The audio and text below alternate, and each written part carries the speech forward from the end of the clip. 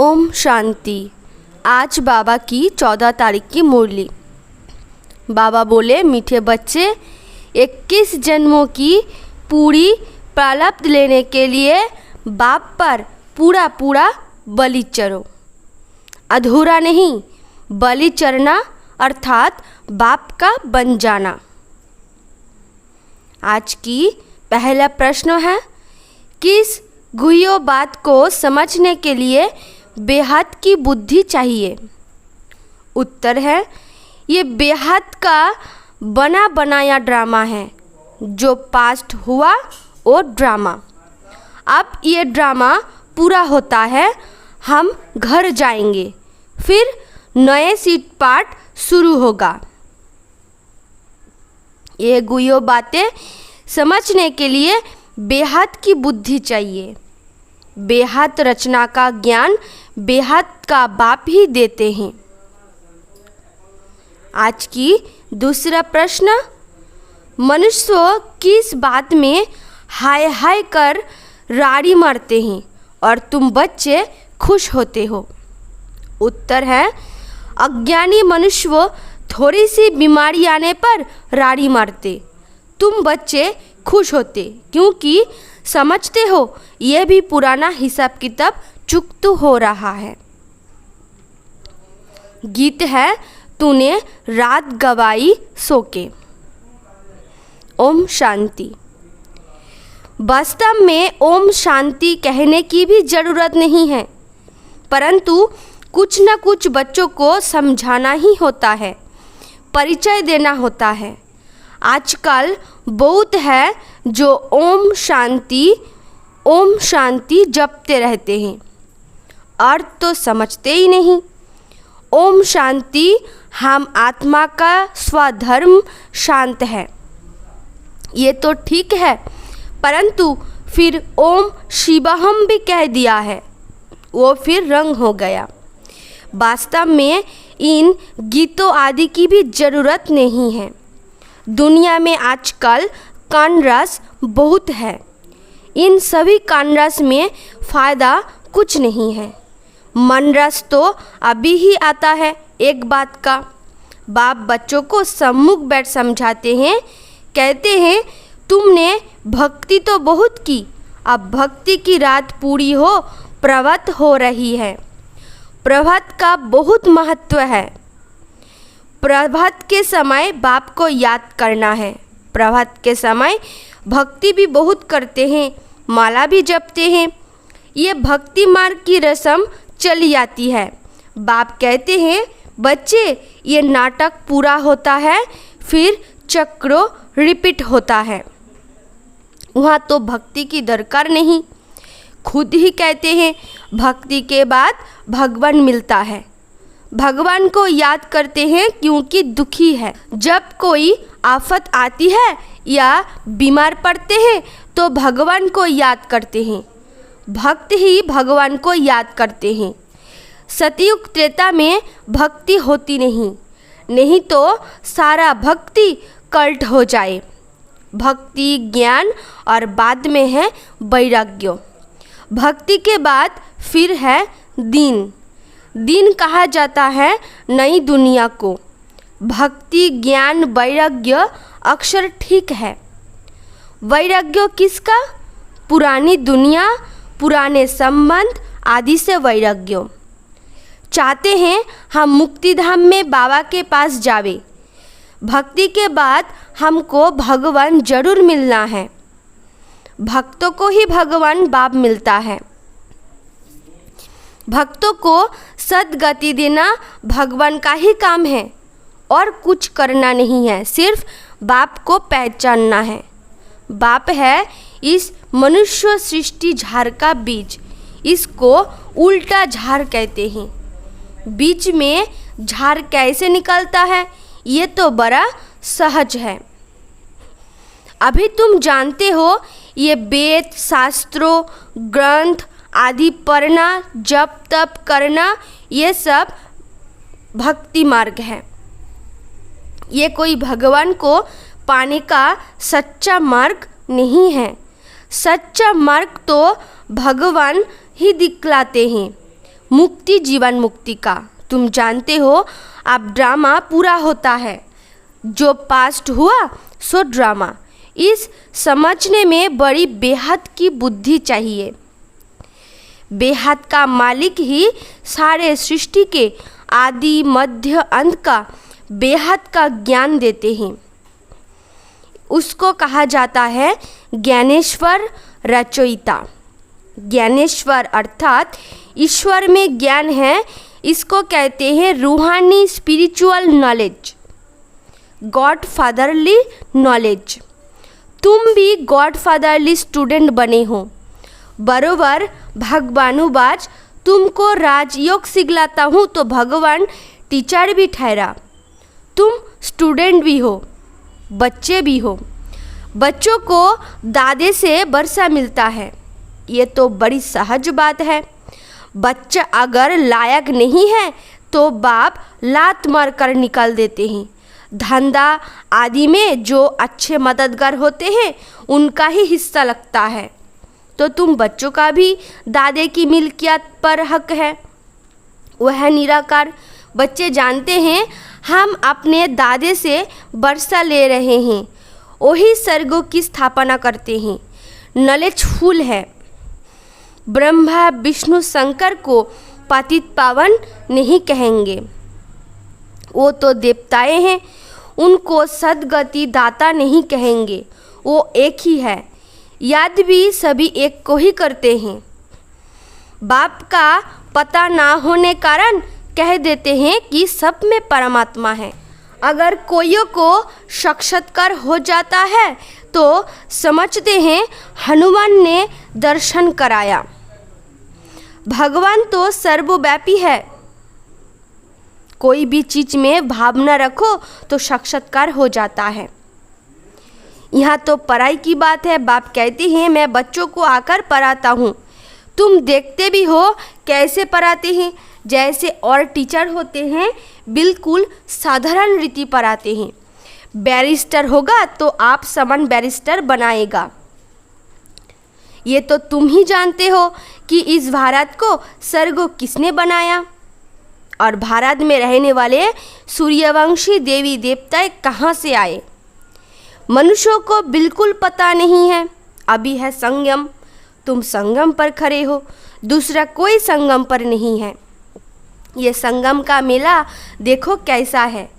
बच्चे आए हैं बाप से मिलने। ये मेला ही कल्याणकारी है। बाकी और जो भी कुंभ के मेले आदि लगते हैं उनसे कोई प्राप्ति नहीं। सच्चा सच्चा कुंभ का मेला कहा जाता है संगम को। गाते हैं आत्मा परमात्मा अलग रहे बहुकाल, फिर सुंदर सुहावना मेला कर दिया है। ये समय कितना अच्छा है। ये संगम का समय कितना कल्याणकारी है, क्योंकि इस समय ही सबका कल्याण होता है। बाप आकर सबको पढ़ाते हैं। वो है निराकार स्टार। लिंग रूप रखा है समझाने के लिए। बिंदी रखने से कुछ समझ ना सके तुम समझा सकते हो। आत्मा एक स्टार है, बाप भी स्टार है। जैसे आत्मा वैसे परमपिता परमात्मा, फर्क नहीं है। तुम्हारी आत्माएं भी नंबरवार है। कोई की बुद्धि में कितनी नॉलेज भरी हुई है, कोई की बुद्धि में कितनी। अभी तुम समझते हो हम आत्माएं कैसे 84 जन्मों भोगते हैं। हर एक को अपना हिसाब किताब भोगना ही पड़ेगा। कोई बीमार पड़ते हैं, हिसाब चुक्त करना है। ऐसे नहीं ईश्वरीय संतान को ये भोगना क्यों होती है। बाप ने समझाया है बच्चे, जन्मों जन्मांतर के पाप है। भला कुमारी है, कुमारी से क्या पाप हुआ होगा, परंतु वो तो उन्हें के जन्मों का हिसाब किताब चुक्त होना ही है। बाबा ने समझाया है इस जन्मों में भी किए हुए पाप अगर सुनाएंगे नहीं तो अंदर वृद्धि को पाते रहेंगे। बदला देने से फिर वो वृद्धि नहीं होगी। सबसे नंबर 1 भारत पावन था। अब भारत सबसे पतित है तो उन्हों को मेहनत भी जास्ती करनी पड़ती है। जो सर्विस बहुत करते हैं समझ सकते हैं हम उच्च नंबर में जाऊंगा। कुछ हिसाब किताब रहा हुआ होगा तो भोगना पड़ेगा। वो भोगना भी खुशी से भोगी जाती है। अज्ञानी मनुष्यों को तो कुछ होता है तो एकदम हाय हाय कर रारी मरने लग पड़ते हैं। यहाँ तो खुशी से भोगना है। हम ही पावन थे, फिर हम ही सबसे पतित बनते हैं। ये चोला पाट बजाने के लिए हमको ऐसा मिला है। अभी बुद्धि में आया है हम सबसे जास्ती पतित बने हैं। बड़ी मेहनत करनी पड़ती है। आश्चर्य नहीं खाना चाहिए कि फलाने को ये बीमारी क्यों। अरे देखो, कृष्ण का भी नाम गाया हुआ है, संबारा गोरा। चित्र बनाने वाले तो समझते नहीं, वो तो राधे को गोरा कृष्ण को संबारा दिखाते हैं। समझते हैं राधे कुमारी है तो उनका मान रखते हैं। समझते हैं वो कैसे काली होगी। इन बातों को तुम समझते हो। जो देवता कुल के थे वो आप अपने को हिंदू धर्मों के समझ रहे हैं। तुम सीमत पर अपने कुल का उद्धार करते हो। सारे कुल को पावन बनाना है, सेल्वेज कर ऊपर ले जाना है। तुम सेलिब्रेशन आर्मी हो ना। बाप ही दुर्गति से निकल सदगति करते हैं। वही क्रिएटर, डायरेक्टर, मुख्य एक्टर गाया हुआ है। एक्टर कैसे हैं? पतित पावन बाबा कर पतित दुनिया में सभी को पावन बनाते हैं। तो मुख्य हुआ ना। ब्रह्मा विष्णु शंकर को कोई करण करवनहार नहीं कहेंगे। अभी तुम अनुभव से कह सकते हो। बाबा जिसको कर्णक रावणहार करते हैं वो इस समय पाठ बजाते हैं। वो पाठ बजाएंगे भी संगम पर। उनको कोई जानते नहीं। मनुष्य सला कला से फिर नीचे गिरते हैं। आहिस्ते आहिस्ते कला कम होती जाती है। हर जन्मों में कुछ न कुछ कला कम होती है। सतयुग में 8 जन्मों लेने पड़ते हैं। एक एक जन्मों ड्रामा अनुसार कुछ न कुछ कला कम होती है। अभी है चरने की बारी। जब पूरे चर जाएंगे फिर धीरे धीरे उतरेंगे। बच्चे जानते हैं अभी ये राजधानी स्थापन हो रही है। राजधानी में तो हर प्रकार के चाहिए। जो अच्छी रीति सीमत पर चलते हैं वो ऊंच पद पाते हैं। सो भी जब पूछे ना बाबा को अपना पूरा पोता मिल भी भेजे तब बाबा राय दे सकते हैं। ऐसे नहीं बाबा तो सब कुछ जानते हैं। वो तो सारी दुनिया के आदि मध्य अंत को जानते हैं। एक एक की दिल को तो नहीं बैठ जानेंगे। वो नॉलेजफुल है। बाबा कहते हैं मैं आदि मध्य अंत को जानता हूँ, तब तो बताता हूँ कि तुम ऐसे ऐसे गिरते हो फिर ऐसे चढ़ते हो। ये पाठ भारत का है। भक्ति तो सब करते हैं। जो सबसे जास्ती भक्ति करते हैं उनको पहले सद्गति मिलनी चाहिए। पूज्य थे फिर 84 जन्मों भी उन्होंने लिए। भक्ति भी उन्होंने की है नंबर 1। भला इस समय जन्मों लिया है परंतु आगे जन्मों के पाप तो है ना, वो कटते हैं याद के बल से। याद ही डिफ़िकल्ट है तुम्हारे लिए। बाबा कहते हैं तुम याद में बैठो तो निरोगी बनेंगे। बाबा से वर्षा मिलता है सुख, शांति, पवित्रता का। निरोगी काया या बड़ी आयु भी मिलती है सिर्फ याद से। नॉलेज से तुम त्रिकालदर्शी बनते हो। त्रिकालदर्शी का अर्थ भी कोई नहीं जानते। रिद्धि सिद्धि वाले भी बहुत होते हैं। जहाँ बैठे भी लंदन की पार्लियामेंट आदि देखते रहेंगे, परंतु इस रिद्धि सिद्धि से फ़ायदा कुछ भी नहीं। दीदार भी होते हैं दिव्य दृष्टि से, इन नयनों से नहीं। इस समय सब संबेरे हैं। तुम बलि चढ़ते हो अर्थात बाप का बनते हो। बाबा भी बलि चढ़ा पूरा। जो अधूरे बलि चढ़ते हैं तो मिलता भी अधूरा है। बाबा भी बलि चढ़ा ना, जो कुछ था बलि चढ़ा दिया। जो इतने सा बलि चढ़ते हैं उनको 21 जन्मों के लिए प्राप्ति होती है। इसमें जीव घात की बात नहीं। जीव घाती को महापापी कहा जाता है। आत्मा अपने शरीर का घात करे ये तो अच्छा नहीं है। मनुष्य दूसरे का गला काट लेते हैं, ये अपना काट लेते हैं, इसलिए जीव घाती महापापी कहा जाता है। मीठे मीठे बच्चों को कितना अच्छी रीति समझाते हैं।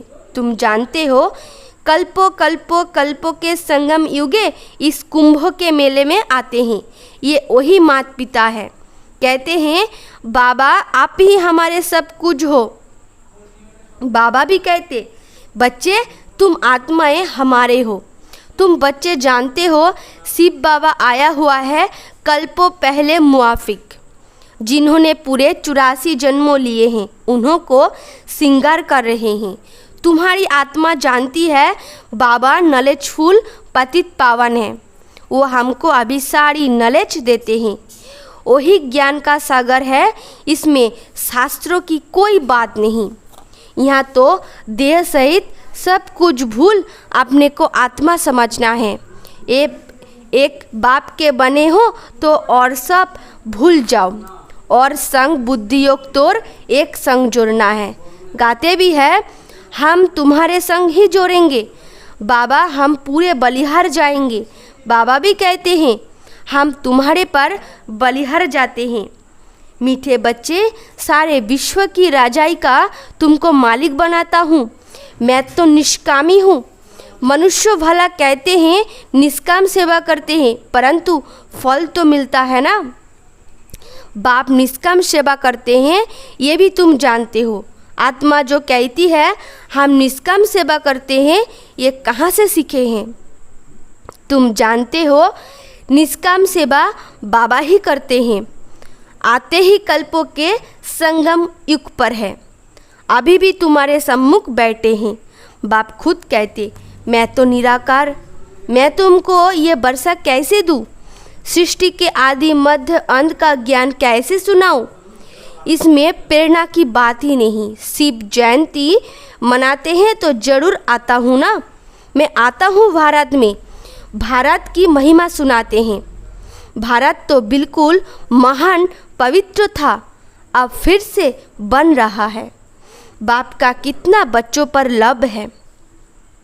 अच्छा, मीठे मीठे सिकिला दे बच्चों प्रति माता पिता बाप दादा का याद प्यार और गुड मॉर्निंग। रूहानी बाप की रूहानी बच्चों को नमस्ते। आज की धारणा के लिए मुख्य सार है, पहला पॉइंट, श्रीमत पर अपने कुल का उद्धार करना है, सारे कुल को पावन बनाना है, बाप को अपना सच्चा सच्चा पोता मिल देना है।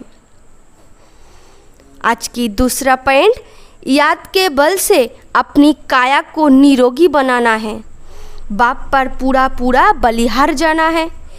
बुद्धि योग और संग तोड़ एक संग जोड़ना है। वरदान है, एक बाप दूसरा न कोई। इस रीति से निमित्त बनकर सेवा करने वाले सर्वो लगव मुक्त भवो। विस्तार में, जो बच्चे सदा एक बाप दूसरा न कोई इसी स्थिति में रहते हैं, उनका मन बुद्धि सहज एकाग्र हो जाता है। वो सेवा भी निमित्त बनकर करते हैं, इसलिए उसमें उनका लगाव नहीं रहता। लगाव की निशानी है, जहाँ लगाव होगा वहाँ बुद्धि जाएगी, मन भागेगा। इसलिए सब जिम्मेवारियाँ बाप को अर्पण कर ट्रस्टी या निमित्त बनकर संभालो तो लगाव मुक्त बन जाएंगे। स्लोगन है, विघ्नों ही आत्मा को बलवान बनाते हैं, इसलिए विघ्नों से डरो मत। अच्छा, ओम शांति।